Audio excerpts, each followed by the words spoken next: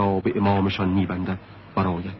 او می‌گفت اگر حضرت امام مصلحت را در این دیدند که قطعنامه 598 پذیرفته شود، دیگر برای ما جایی برای سخن باقی نمی‌ماند.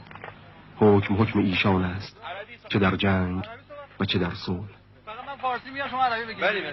شما بخشای کجا هستی؟ سپاه نهبت. شما الان اینجا کجاست، چیکار می‌خواید بکنید؟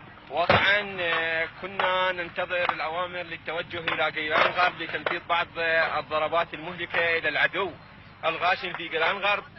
كنا حاضرين في منطقة باختران، وأثناء هذا وصلتنا الأخبار بأنه العدو تقدم باتجاه باختران ومع المنافقين.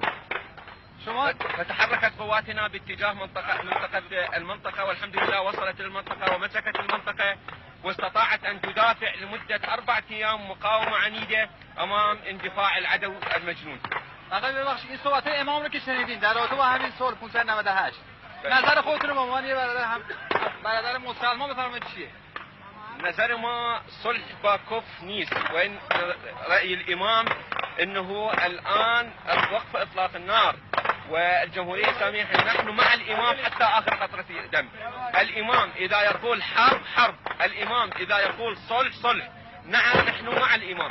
نحن نعلم بأنه الإمام هو الآن الإمام الذي يمثل الإسلام، فالإسلام اليوم يحتاج إلى صلح موافق، ولكن إن شاء الله سنستمر بتوجيه الضربات المهلكة حتى آخر قطرة دم إن شاء الله. انتم موفقين.